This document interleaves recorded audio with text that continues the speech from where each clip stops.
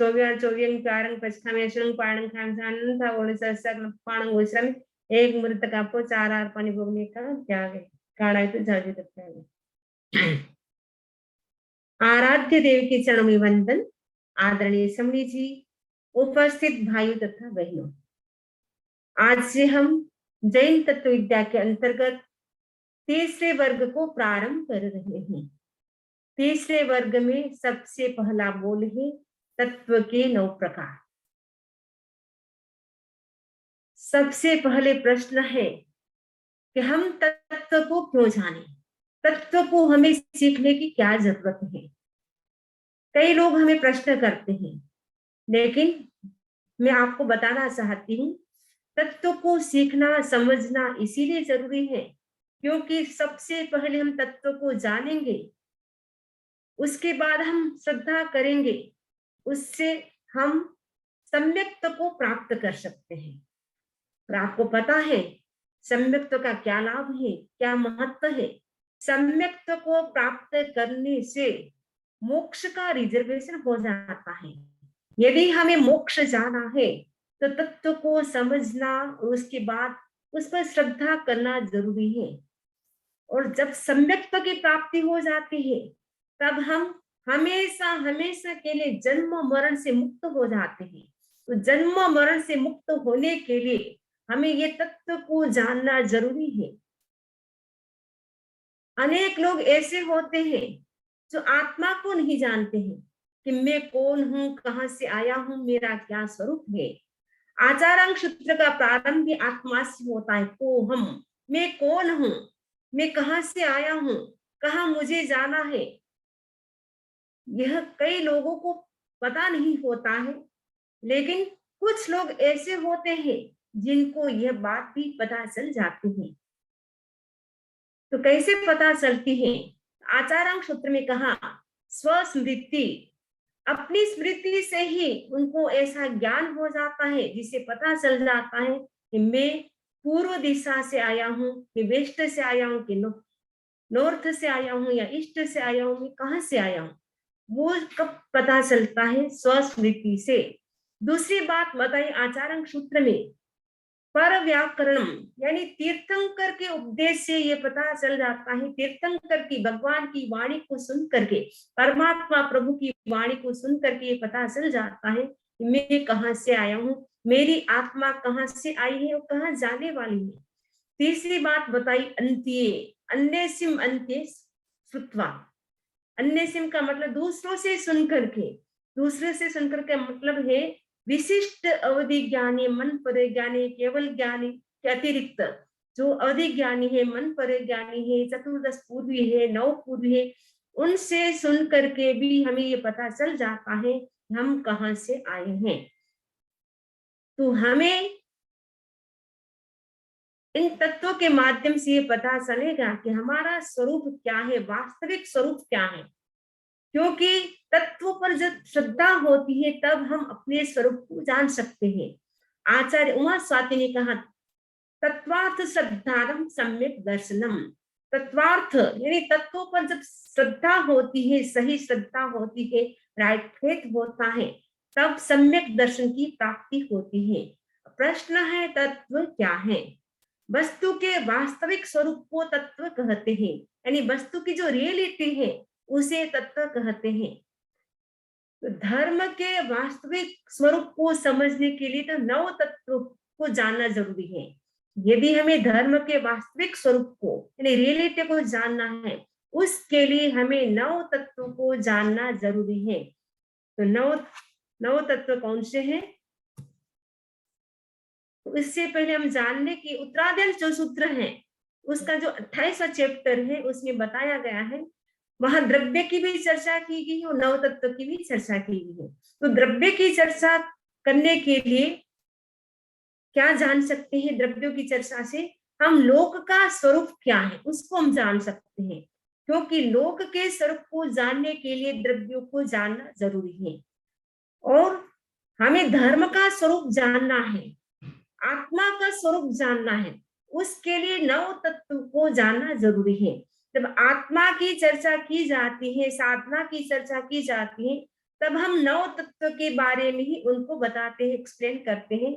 जब लोग का एक्सप्लेन करना होता है, लोग के बारे में जानना होता है, तब हम 6 द्रव्यों की चर्चा करते हैं।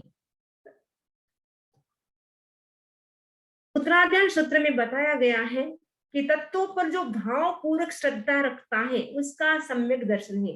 यानी सम्यक दर्शन किसको प्राप्त होता है? जब तत्वों पर हम श्रद्धा करते हो, भावों के साथ, ऊपर ऊपर से नहीं, एकदम भावपूर्ण हम श्रद्धा रखते हैं, तब हमें सम्यक दर्शन की प्राप्ति होती है। सिर्फ भावपूर्वक श्रद्धा रखना है, उससे ही, श्रद्धा रखने से ही सम्यक दर्शन की प्राप्ति होती है। तो सम्यक दर्शन को प्राप्त करने के लिए नव तत्व को जानना जरूरी है। तो नव तत्व के नाम है जीव, अजीव, पुण्य, पाप, आश्रव, संवर, निद्रा, बंध और मोक्ष।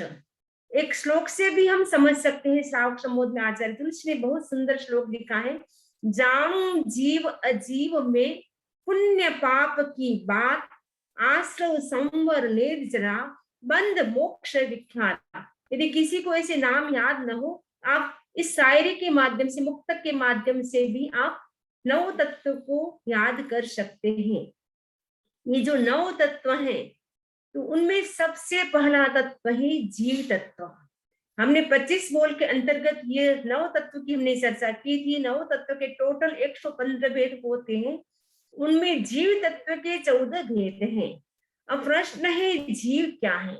जीव का मतलब होता है जिसमें चेतना हो, उसे जीव कहा जाता है। जीव का 2 लक्षण है, चेतना के 2 लक्षण है, परसेप्शन और नोइंग। जो जानता है, जो देखता है, वो जीव होता है। जिसमें जानने की और देखने की प्रवृत्ति होती है, वो जीव होता है। कई ऐसे अजीब भी होते हैं जो हिलते हैं, डुलते हैं, फैलते हैं, सिकुड़ते हैं, लेकिन अजीब में जानने की और देखने की शक्ति नहीं होती है। तो उसके माध्यम से जीव और अजीब को हम अलग कर सकते हैं कि जो जीव होगा उनमें जानने की, देखने की प्रवृत्ति होगी, शक्ति होगी। इवन एक केंद्र भी जीव बन जाता है, वहां पे एकदम विकास एकदम स्लो होता है, चेतना एकदम अल्प विकसित होती है, फिर भी उनमें जानने की शक्ति होती है। नंदी सूत्र में कहा गया है कि जो ज्ञान अनंतवा भाग है ज्ञान का, वो हर जीव में उद्घाटित रहता है। यदि वो ज्ञान का अनंतवा भाग उद्घाटित न रहे, ओपन न रहे, तब जीव और अजीव में कोई भी अंतर नहीं हो सकता है। यद्यपि एक इंद्रिय जीव स्थावर होते हैं, वो अजीव जैसे ही लगते हैं क्योंकि वो हिलते डुलते नहीं है, लेकिन उनमें भी ज्ञान का अनंतवा भाग ओपन रहता है। इससे उनको भी सुख दुख की अनुभूति होती है।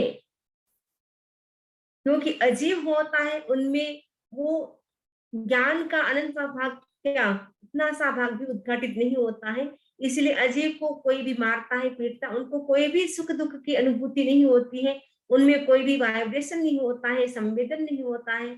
लेकिन जो जीव होता है उसमें एवरी टाइम वाइब्रेशन होता रहता है, कंपन होता रहता है, और जीव होता है उसमें ज्ञान यानी जानने की और देखने की शक्ति होती है।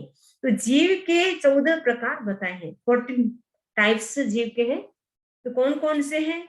सूक्ष्म एक इंद्रिय के 2 भेद, पर्याप्त और अपर्याप्त। ऐसे देखे तो टोटल 7 ही भेद हैं, लेकिन पर्याप्त अपर्याप्त करते हैं, इसीलिए जीव के 14 प्रकार हो जाते हैं। तो कौन से हैं? सबसे पहला है सूक्ष्म एक इंद्रिय। तो सूक्ष्म एक इंद्रिय के 2 भेद, अपर्याप्त और पर्याप्त। सूक्ष्म एक इंद्रिय जी कौन से हैं? पृथ्वी काय, अप काय, तेजस काय, वायु काय और वनस्पति काय, वो सूक्ष्म एक इंद्रिय हैं। यानी जो सूक्ष्म एक इंद्रिय जीव होते हैं वो निगोद के ही जीव होते हैं। तो निगोद के जीव होने से नित्य निगोद होता है। तो जो नित्य निगोद होता है उसमें एवरी टाइम जन्म और मरण का दुख होता है।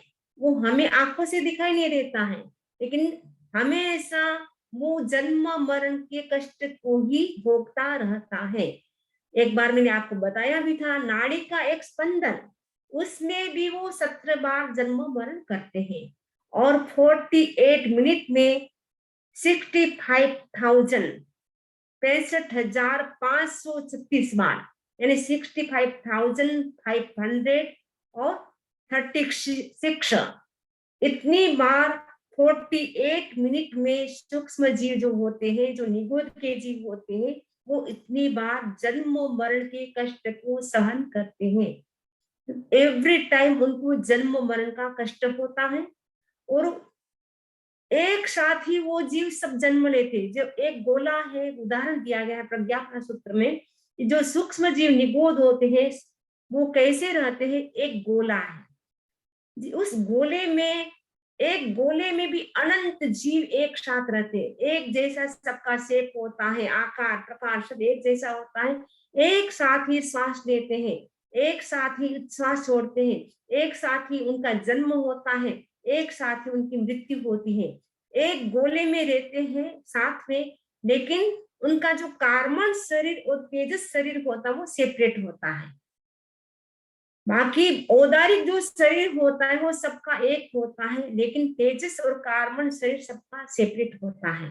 तो जो सूक्ष्म जीव होते हैं वो हमें अपनी आंखों से दिखाई नहीं देते हैं।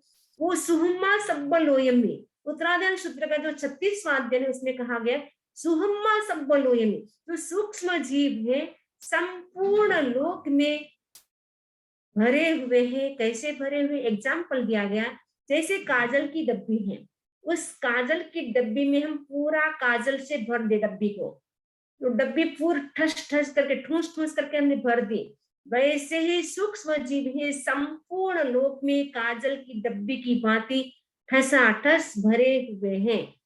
हम जिस रूम में बैठे वो रूम में भी सूक्ष्म जीव इतने भरे हुए कि हमें आंखों से दिखाई नहीं देते हैं। इसीलिए उसको कोई भी काट नहीं सकता है, कोई उसको जला नहीं सकता है, कोई तोड़ नहीं सकता है, कुछ भी उसको हम नहीं नुकसान पहुंचा सकते। वो अपने आयुष्य से जीते हैं और अपने आयुष्य जब पूरा होता है मृत्यु होता है, लेकिन हम उनको कुछ भी नहीं कर सकते हैं और वो हमें उपयोग में भी नहीं आता है क्योंकि वो दिखाई नहीं देता है। तो ये भी दो प्रकार का होता है, अपर्याप्त और पर्याप्त। तो सूक्ष्म जो वनस्पति का जीव होते हैं उसमें तो अनंत जीव होते हैं, लेकिन जो सूक्ष्म पृथ्वी काय, अप काय, तेजस काय, वायु काय, उनमें असंख्य जीव होते हैं। तो ये अपर्याप्त और पर्याप्त दो प्रकार के होते हैं। अपर्याप्त का मतलब है कि जिस जीव को जिस जन्म में जितनी पर्याप्त पूर्ण करनी होती है उतनी पूर्ण कर लेता है तब तो पर्याप्त होता है, यदि पूर्ण नहीं करता है तो अपर्याप्त होता है। जैसे एकेंद्रीय जीव होते हैं उनके कितनी पर्याप्ति होती है, 4 पर्याप्ति होती है, आहार, शरीर, इंद्रिय और श्वासोश्वास। यदि वो चारों पर्याप्ति पूर्ण कर लेते हैं तब तो पर्याप्त है। यदि वो श्वासोश्वास पर्याप्ति को पूर्ण नहीं करते हैं, उससे पहले उनकी मृत्यु हो जाती है, तो वो अपर्याप्त कहलाते हैं। लेकिन एक नियम यह है, ध्यान देने की बात यह है, सीखने जैसी बात यह है कि आहार पर्याप्ति, शरीर पर्याप्ति, इंद्रिय पर्याप्ति, ये 3 पर्याप्तियां तो सभी संसारी जीव को पूर्ण करनी होती है। उससे पहले आयुष्य का बंध नहीं होता है, उससे पहले आयुष्य का बंध नहीं होने से मृत्यु भी नहीं होती है। जब चौथी पर्याप्ति श्वासोश्वास पर्याप्ति होती है, जब जीव श्वास लेता है, श्वास छोड़ नहीं पाता है, उस समय ही उनकी मृत्यु हो सकती है। यानी चौथी पर्याप्ति जब स्टार्ट करेगा बांधना, उस समय ही उनका आयुष्य का बंध होता है, उससे पहले आयुष्य का बंध नहीं होता है। तो 3 पर्याप्ति पूर्ण होने के बाद ही जीव की मृत्यु हो सकती है। चौथी पर्याप्ति उनको जो प्राप्त करनी थी वो प्राप्त नहीं कर पाता है, पहले उनकी मृत्यु हो जाती, वो अपर्याप्त कहलाता है। तो जैसे सूक्ष्म एक इंद्रिय आपको समझ में आ गए कि पूरे लोक में भरे हुए हैं काजल की डब्बी की भांति, जिसको हम अव्यवहार राशि के जीव भी कह सकते हैं, जिसको हम निगोद भी कह सकते हैं, नित्य निगोद कह सकते हैं। और सबसे पहले हम भी वही थे, अनंत काल हम वहां रहे। जब हमारे पुण्य का उदय हुआ तब हम बादर एक इंद्रिय बने। तो बादर एक इंद्रिय का मतलब होता है जो हमें दिखाई देता है, जिसका हम उपयोग कर सकते हैं, जैसे पृथ्वी काय, अप काय, तेजस काय, वायु का, वनस्पति काय, जो हमें आंखों से दिखाई देता है। पृथ्वी काय का उपयोग करते एवरी टाइम, जो किचन में आप खाना बनाते हैं, आप जो नमक का उपयोग करते हैं वो क्या है, पृथ्वी काय के जीव है। जो आप आभूषण पहनते हैं, अंगूठी पहनते हैं, नेकलेस पहनते हैं, जो भी पहनते हैं, वो भी डायमंड पहनते हैं, वो सब पृथ्वी काय जीव है। वो क्योंकि उनका खान से निकलने के बाद, प्रोसेस होने के बाद अजीब हो गया, वो अजीब अलग चीज है। लेकिन जब खान से वो निकलता है, डायमंड, सोना, चांदी जो भी निकलता है, वो सब पृथ्वी काय के जीव हैं। जो नमक है वो भी पृथ्वी काय का जीव है, रेत है, पत्थर है, वो सब पृथ्वी काय जीव है। तो जो हमें दिखाई देता है, जिसका हम उपयोग कर सकते हैं, पानी भी हमें जो दिखाई देता है वो अब काय के जीव। तेजस काय, फायर, वो जो हमें दिखाई देती है। वायु काय, जो वायु का हमें प्रत्यक्ष दिखाई नहीं देती, लेकिन वृक्ष जब हिलता है, डुलता है, कपड़ा जब हिलता है तब पता चलता है हवा आ रही है, हवा नहीं आ रही है। वायु काय के जीव को भी हम, हवा चलती है तब हम हमें पता चलता है। वनस्पति काय, जो आप एवरी टाइम उपयोग करते हैं, साग बनाते हैं, फ्रूट खाते हैं, जो भी फल फ्रूट है सब वनस्पति है, जो भी प्लांट है वो सब वनस्पति के जीव है। तो जो वनस्पति जीव है उनके दो भेद होता है, प्रत्येक और साधारण। जो प्रत्येक वनस्पति है, जैसे केला है, केला में एक केला की सब्जी बनाए तो एक जीव की हिस्सा हुई। लेकिन जो साधारण वनस्पति है, आलू, प्याज, लहसुन, जो भी, और अदरक, वो सब जमीकंद, यानी जो जमीन में उत्पन्न होती है वो जमीकंद है, रूट जिसका होता है जमीन में, वो जमीकंद है। तो उसमें एक शरीर में अनंत जीव होते हैं, छोटा सा टुकड़ा आलू का, उसमें भी अनंत जीव होते हैं। तो बादर होते हैं, वो क्या है, हमें एक इंद्रिय जीव दिखाई देते हैं, लेकिन जो सूक्ष्म एक इंद्रिय होते हैं वो हमें दिखाई नहीं देता है, और हम इनका उपयोग भी नहीं कर सकते हैं। ये बादर एक इंद्रिय भी अपर्याप्त, पर्याप्त। बादर एक इंद्रिय जीवों की भी चार पर्याप्ति होती है, जैसे सूक्ष्म एक इंद्रिय की थी वैसे ही इनमें भी चार पर्याप्ति होती है। इनमें भी सेम वही प्रोसेस है, चार पर्याप्ति पूर्ण कर लेते हैं तब तो ये पर्याप्त होते हैं। यदि चौथी पर्याप्ति जो श्वासोश्वास पर्याप्ति है, वो श्वास लेते हैं लेकिन छोड़ नहीं पाते, उससे पहले उनकी मृत्यु हो जाती है, तब वो अपर्याप्त कहलाते हैं। सबके लिए डेफिनेशन लागू होती है। तो एकेंद्रिय, जब हमें अनंत पुण्य का उदय हुआ तब हम क्या बने, दो इंद्रिय बने। दो इंद्रिय यानी जो लट, अलस्या, जो आप देखते हैं घर में चलते रहते हैं, बारिश के टाइम कैसे अलस्य पैदा हो जाते हैं। लट्टे तो आप देख रहे हैं, छोटी छोटी लट्टे, कभी कभी बेसन में भी निकलती है, कभी कभी जो फल फ्रूट होते हैं उसमें भी छोटी छोटी लट्टे, आप कभी ध्यान देंगे। कभी चीकू, यहाँ अमेरिका में शायद नहीं आती होगी, कभी कभी इंडिया में हमने देखा है। आम, जो बनाना होता नहीं, बनाना नहीं सॉरी, जो आम होता है और जो चिक्कू होते हैं, उनमें तो हमने आंखों से देखी। हमारे पात्रे में भी कभी गोचरी लेके आए थे, उसमें निकली है लट्टे, हमको परखना भी पड़ा था। तो कई बार ऐसे हो जाता है। तो दो इंद्रिय यानी उसमें जो लट छोटी छोटी, एकदम ध्यान से जब फ्रूट खाते, ध्यान से देखते, तब पता चलता है कि वो थोड़ी थोड़ी ऐसी हिलती है, तो वो पता चलता है। तो दो इंद्रिय, इसमें क्या हो गया, एक्स्ट्रा जीव आ गए, टेस्ट लेने की ताकत आ गई इसमें। जो एक इंद्रिय जीव थे उनको तो ओनली टच था, स्पर्श था, और कुछ भी नहीं था उनके पास, ओनली टच था। लेकिन द्वेंद्रिय में क्या हो गया, उनके पास टच भी है प्लस टेस्ट भी आ गया। यद्यपि उनको ज्ञान नहीं होता कि क्या टेस्ट ले रहे हैं, लेकिन टेस्ट लेने की ताकत इनमें भी आ जाती है। इनको दूसरी इंद्रिय बढ़ की टेस्ट लेने की जीव आ गई इनके पास। तो ये भी पर्याप्त और अपर्याप्त दो प्रकार के होते हैं। दो इंद्रिय वाले जीव होते हैं, उनके पांच पर्याप्ति होती है, क्योंकि इनके जीव आ गई, तो जीव आने से बोलने की शक्ति भी आ गई। यद्यपि वो स्पष्ट नहीं बोलते जैसे हम बोलते, वो अपनी अपनी भाषा में, उनकी भी कोई भाषा होती है, वो बोलते हैं अपनी भाषा में। तो क्योंकि उनके पास जीभ है, तो जीभ में आने से खाने की शक्ति भी आ जाती है, टेस्ट लेने की शक्ति भी, और बोलने की शक्ति आ जाती है। इसीलिए इनकी एक पर्याप्ति बढ़ गई। कौन सी पर्याप्ति बढ़ गई, भाषा पर्याप्ति बढ़ गई। तो ये हमें याद रखना है कि दो इंद्रिय वाले जीव होते हैं, इनके पांच पर्याप्तियां होती हैं, और एक इंद्रिय जीव होते हैं, उनके चार पर्याप्ति होती है। वो ध्यान देने की बात है, याद रखने की बात है। तो दो इंद्रिय के जीव ये अपर्याप्त पर्याप्त होते हैं। ये जब तक पांच पर्याप्तियां पूर्ण नहीं करते हैं, उससे पहले ही मृत्यु हो जाती है, तो अपर्याप्त होते हैं। और जब पांचों पर्याप्ति हम पूर्ण कर लेते हैं तब पर्याप्त हो जाते हैं। यानी भाषा पर्याप्ति जब पूर्ण कर लेते हैं तब वो पर्याप्त हो जाती है। आहार पर्याप्ति, शरीर पर्याप्ति, इंद्रिय पर्याप्ति, श्वासोच्छ्वास और भाषा, ये पांच पर्याप्ति जब पूर्ण हो जाती तब ये पर्याप्त कहलाते हैं। यदि भाषा पर्याप्ति पूर्ण नहीं करते, उससे पहले इनकी मृत्यु हो जाती है तो अपर्याप्त कहलाते हैं। त्रि इंद्रिय का मतलब जिनके तीन इंद्रिय हैं। तो तीन इंद्रिय वाले जीव कौन से होते हैं? चींटी, मकोड़े। तो जो चींटी मकोड़े चलते फिरते आपको दिखाई देते हैं, उनके भी तीन इंद्रिय हैं। तो उनके पास क्या ज्यादा हो गया? नोज। उनके पास नाक। स्मेल लेने की शक्ति इनमें बढ़ गई, वो सूंघ सकते हैं। इसलिए आप देखते हैं कभी कभी कुछ भी नहीं होता है, कभी बाई चांस, बाई मिस्टेक एक ड्रॉप भी स्वीट जो चीनी का होता है या कोई रस होता है, वो कहीं ड्रॉप गिर जाता है, इतनी सारी चींटियां इकट्ठी हो जाती है। इसमें बहुत ही सेटिंग होती है, फैमिली सेटिंग बहुत अच्छी होती है। एक चींटी को पता चलता है तो सारी चींटियां अपने फैमिली को बुला करके आ जाती है। सोचे अकेले हम टेस्ट क्यों ले, अकेले हम क्यों स्मेल ले, सबको बुला के आ जाती है। आज वैज्ञानिकों ने रिसर्च कर दी है कि जैसे फैमिली सेटिंग चींटी मकोड़े में होती है, शायद इतनी किसी में भी नहीं होती है। इतनी उनमें एकता होती है, ये सारी चींटियां एक साथ आ जाती है। तो तीन इंद्रिय यानी इनमें शक्ति क्या बढ़ गई? उनके टच भी था, टच भी हो गया, टेस्ट भी हो गया, और नोज ये स्मेल लेने की शक्ति भी इनमें आ गई। तो स्मेल के आधार पे चींटियां जहां कहीं पर भी होती है, स्वीट चीज नमक के ऊपर नहीं जाएंगे, लेकिन जो मीठा है, जिसमें रस है, उसके ऊपर वो इतनी फटाफट चली जाती है अपनी फैमिली के साथ। तो ये भी पर्याप्त और अपर्याप्त दो प्रकार के होते हैं।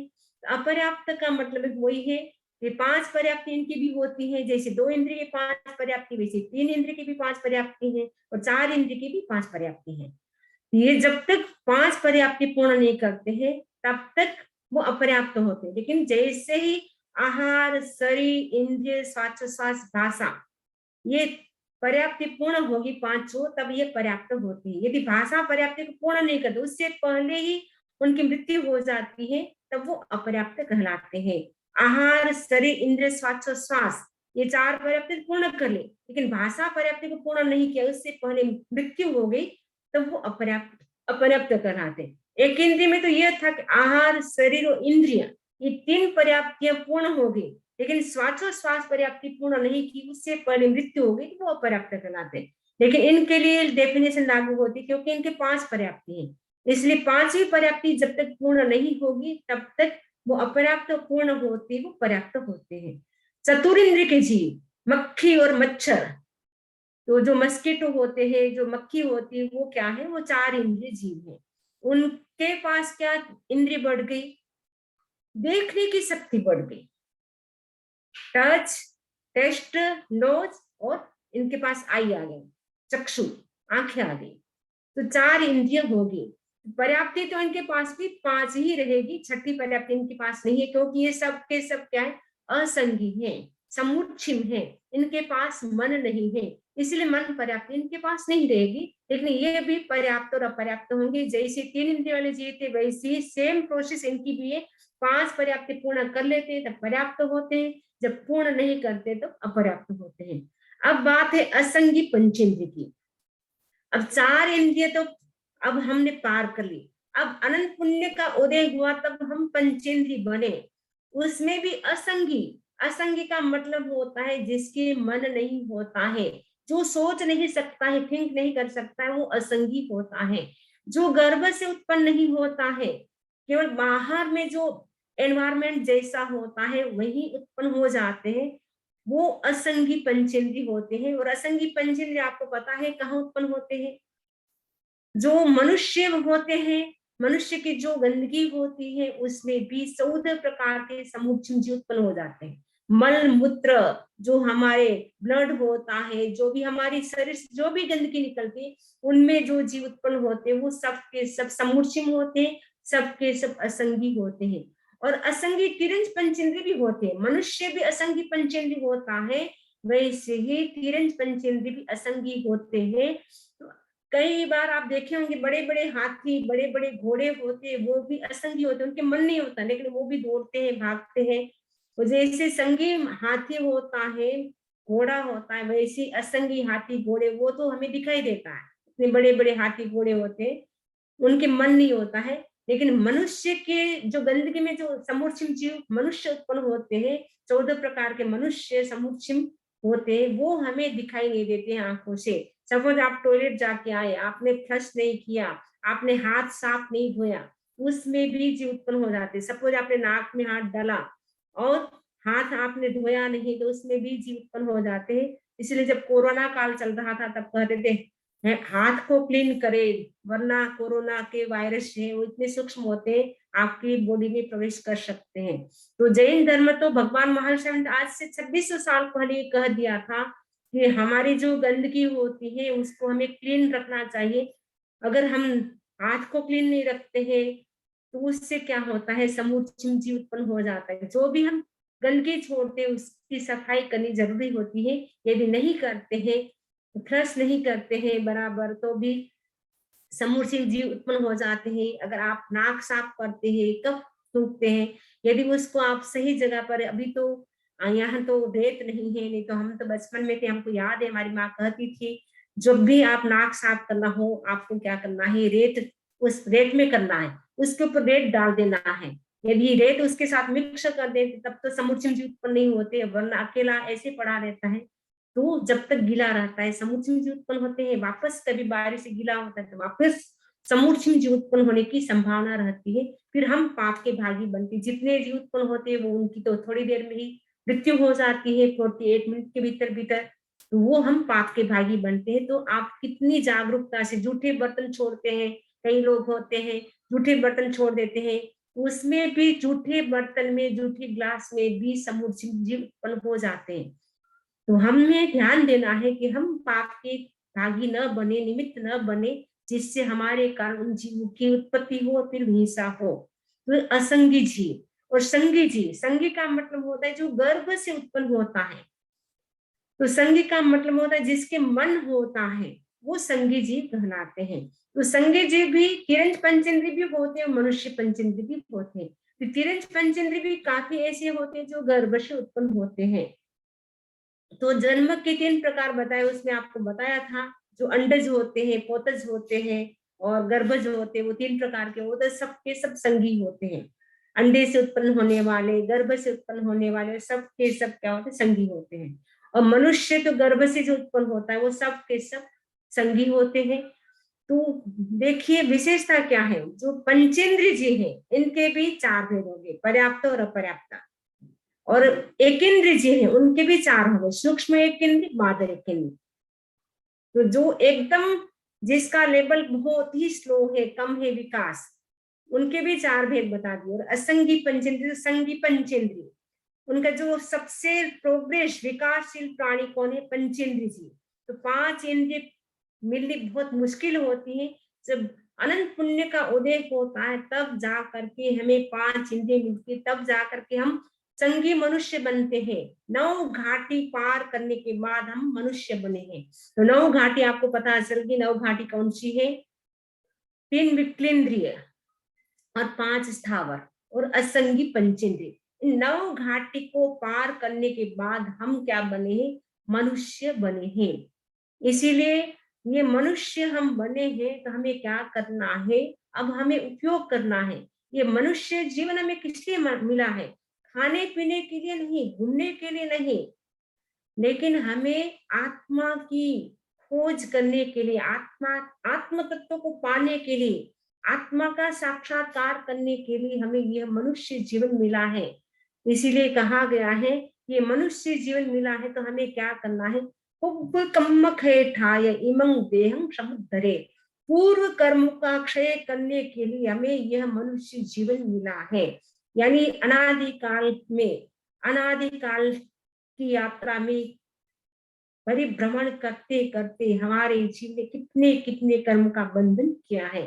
उन सारे जो ओल्ड पार्टिकल्स है कार्मिक, उन सबको डिस्ट्रॉय करने के लिए, नष्ट करने के लिए ये हमें मनुष्य जीवन मिला है। ऐसा नहीं खाना पीना एंजॉय करना, बस मौज मस्ती करना, फिर पता नहीं आगे क्या होगा, तो वर्तमान में मौज शोक कर ले, ऐसा नहीं है। लेकिन हमें क्या करना है, मनुष्य जीवन का एक एक क्षण जा रहा है, हमारा कीमती है। इसलिए भगवान महर्षि में एवरी टाइम कहते हैं समयम गोयम मा कमाए। हे गौतम, तुम क्षण भर भी प्रमाद मत करो। ये मनुष्य जीवन मिला है वो बहुत ही मुश्किल है, 9 घाटी पार करने के बाद मिला है। और एक इंद्रिय में जीव चला गया तो अनंत काल वही जन्म और मरण, अनंत काल यानी अनंत अवसर पीढ़ी उत्सर पीढ़ी, अनंत पुद्गल परावर्तन बीत जाता है वह जन्म मरण करते। और द्वेंद्री तेंद्री और चतुर्द्री में संख्यात काल बीतता है, द्वेंद्री तेंद्री में संख्यात काल, और असंगी पंचेंद्री में भी संख्यात काल। संगी पंचेंद्री में 7-8 भोग हम कर सकते हैं लगातार। संगी पंचेंद्री में तो सॉरी मैंने द्वेंद्री में असंख्यात काल, इसमें संख्यात काल। और बादर एक इंद्रिय में जो पृथ्वी काय, अप काय, तेजस काय, वायु काय, उसमें असंख्यात काल। वनस्पति में अनंत काल, बाकी में असंख्यात काल। वनस्पति में चले गए तो अनंत काल वहां रहना पड़ेगा। पृथ्वी का, अप का, तेजस का, वायु का अगर हम बन गए तो वह असंख्यात अवसर पीढ़ी उत्सर पीढ़ी काल तक वही जन्म और मरण हमें करना होगा। वेंद्री तेंद्री चतुरेंद्री हम बन गए तो वहां संख्यात का यानी संख्यात अवसर पीढ़ी, संख्यात उत्सर पीढ़ी काल, उसी में जन्म उसी में मृत्यु हमारी होती रहती है। और असंगी पंचेंद्रिय में तो उनकी हाईएस्ट होती है 48 मिनट की उम्र होती है, ज्यादा नहीं होती एज। तो वो तो बस जन्म लेते हैं, 48 मिनट के भीतर ही उनकी मृत्यु हो जाती है। और जो संगी पंचेंद्रिय है वो हम कंटिन्यू 7-8 बार ही बन सकते हैं, इससे ज्यादा नहीं बन सकते। सपोज देव बन गए, फिर नरक में चले गए, तिरंज बन गए, मनुष्य बन गए पंचेंद्रिय, तो 7-8 भव ही हम पंचेंद्रिय के कर सकते हैं। उसके बाद हमारा उसमें मोक्ष हो जाए तो बहुत अच्छी बात है, वरना वापस हमें कहाँ जाना पड़ेगा, एक इंद्रिय में जाना पड़ेगा। त्रस पर्याय में भी हम ज्यादा नहीं रह सकते हैं, क्योंकि त्रस पर्याय में हम 2000 शाग्रोपम तक ही रह सकते हैं। और संगी पंचेंद्रिय में तो हम टोटल 1000 शाग्रोपम तक ही रह सकते हैं। तो हमारा सारा ये नियम है, भगवान महावीर ने जो नियम बताया है कि इतना ही आप रह सकते हैं। यदि उस समय उसके दौरान यानी पंचेंद्रिय हम जब बन गए और मनुष्य बन गए, उस दौरान यदि हमारा मोक्ष हो जाता है तब तो हमारा संसार परिभ्रमण हमेशा के लिए मिट जाता है।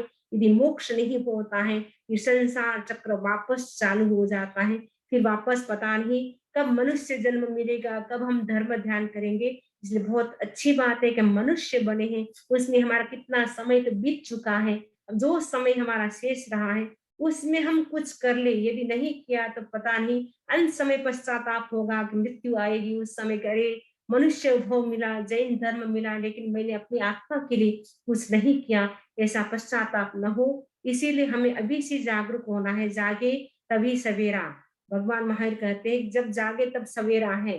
अब जाग गए हैं, अब हमें सोना नहीं है। सोने का मतलब है वो जो भाव नींद से हम जागते हैं, द्रव्य नींद तो हमें आती है शरीर औदारिक, तो वो तो थोड़ा सोते हुए भी हम जागरूक रहना, आत्मा के प्रति अवेयर रहना है कि हमारी आत्मा कर्मों से भारी न हो, वो हमें एवरी टाइम चिंतन करना है।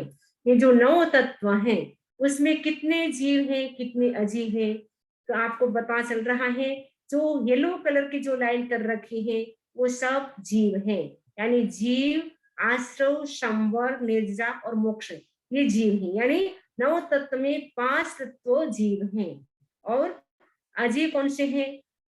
जो ब्लैक ब्लैक दिखाई दे आपको, अजीव, पुण्य, पाप और बन, ये 4 अजीव हैं। आपको कोई प्रश्न पूछे कि 9 तत्व में कितने जीव हैं, कितने अजीव हैं, आप बता सकते हैं 5 जीव हैं और 4 अजीव हैं। आज हमने जीव तत्व की चर्चा कंप्लीट की है, नेक्स्ट हम करेंगे अजीव तत्व की चर्चा। ऐसे करके आज हमने 2 बोल कंप्लीट किए हैं जैन तत्व विद्या के। तीसरा जो वर्ग है उसका पहला और दूसरा बोल हमारा कंप्लीट हो गया है। आगे हमारा लगभग 10-11 बोल तक ये 9 तत्वों की चर्चा चलती रहेगी। तो बहुत ही इंटरेस्टिंग विषय है, बहुत ही ये 9 तत्वों को समझना हमारे लिए जरूरी है, क्योंकि सम्यक दर्शन की प्राप्ति तब होती है जब 9 तत्व को हम समझ लेते हैं। समझने के बाद हम बिल्कुल भी फेत हो जाता है, भगवान ने जो कहा वो सही है, तब सम्यक दर्शन की प्राप्ति होती है। और सम्यक दर्शन की प्राप्ति होने से ही जन्म मरण से हम मुक्त हो सकते हैं। इसी आशा के साथ ओम अरहम, ओम अरहम। अब इससे संबंधित किसी को कोई प्रश्न हो आप पूछ सकते हैं। वंदा मी